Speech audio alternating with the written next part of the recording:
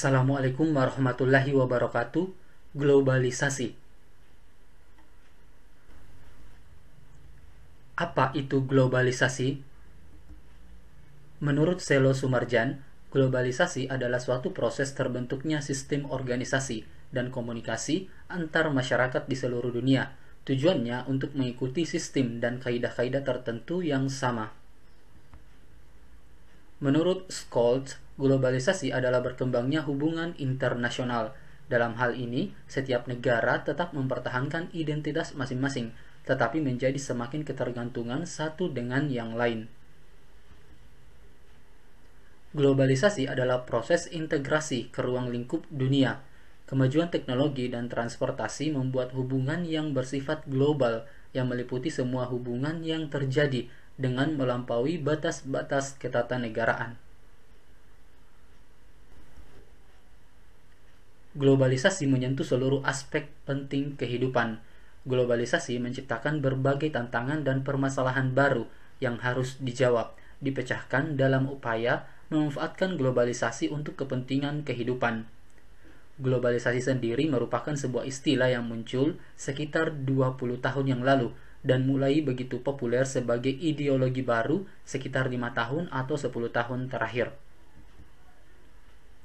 Dewasa ini, hampir semua negara melakukan hubungan perdagangan dengan negara-negara lain, baik hubungan regional, bilateral, maupun multilateral.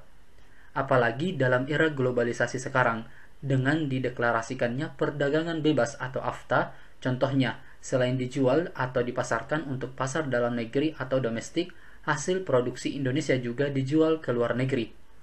Kegiatan tersebut menimbulkan arus barang dan jasa dari dalam negeri ke luar negeri atau ekspor.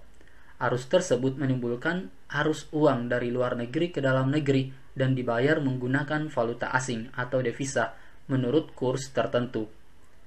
Apabila kita membeli barang dan jasa dari luar negeri sehingga terjadi arus barang dari luar negeri ke dalam negeri atau impor, arus barang dan jasa tersebut akan diimbangi dengan arus uang dari dalam negeri ke luar negeri.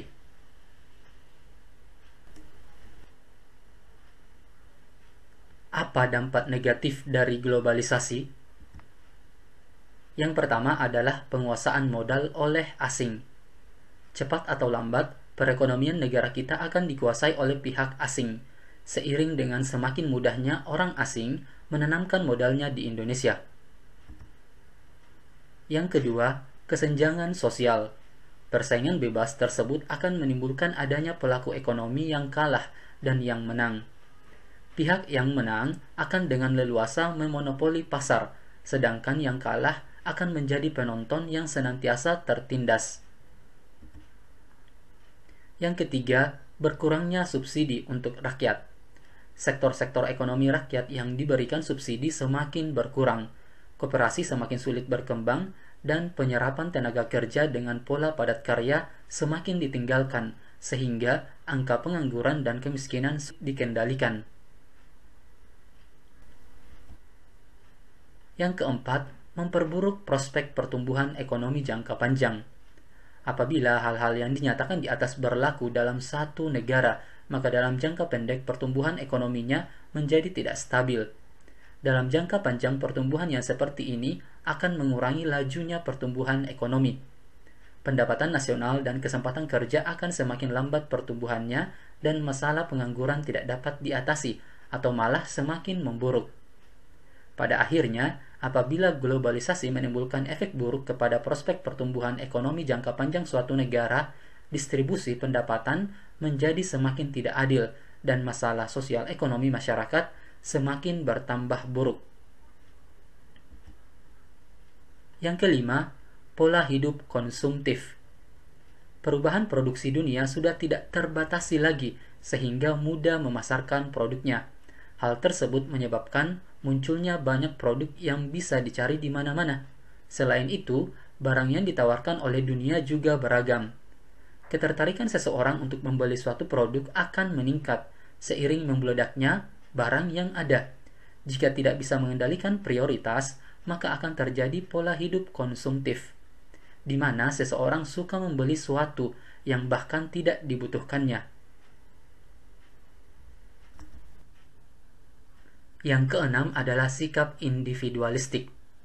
Masalah ini terkait dengan perkembangan teknologi dunia yang semakin canggih. Seluruh orang bisa merasakan kebergunaan penemuan untuk berkomunikasi dengan orang lain. Bahkan, seseorang bisa menggantungkan hidupnya kepada benda tersebut. Dari teknologi ini, seseorang bisa merasa hidup tanpa hadirnya sosok manusia lain. Dalam aktivitas sehari-hari, mereka yang mulai memiliki sikap individualistik secara tidak sadar lebih memilih berkomunikasi dengan teknologinya dibanding dengan orang-orang di sekitarnya. 7. Gaya hidup kebarat-baratan. Permasalahan mengenai gaya hidup sebenarnya memiliki sangkut paut dengan budaya masing-masing daerah. Misalnya di barat, seseorang mungkin akan biasa saja jika melihat seseorang berpakaian terbuka dan minum alkohol di tempat umum. Akan tetapi, hal ini berlainan dengan budaya timur atau budaya Indonesia. Mereka yang tiba-tiba memandang sesuatu yang tidak sesuai akan merasa ada yang salah. Sebenarnya, toleransi bisa dilakukan dalam pandangan budaya ini. Namun, tidak semua orang bisa menerapkannya dalam kehidupan.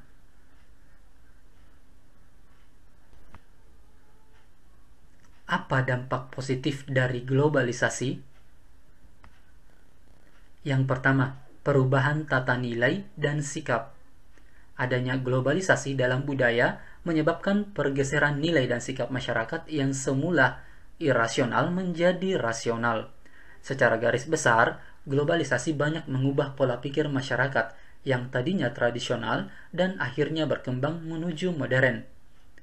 Globalisasi juga mengubah pola kehidupan masyarakat, salah satunya menuntun masyarakat jadi mengenal banyak budaya dari negara-negara luar.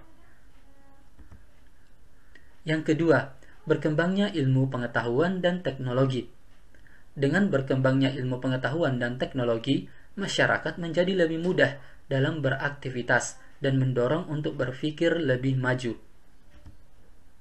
Dan yang ketiga, tingkat kehidupan yang lebih baik.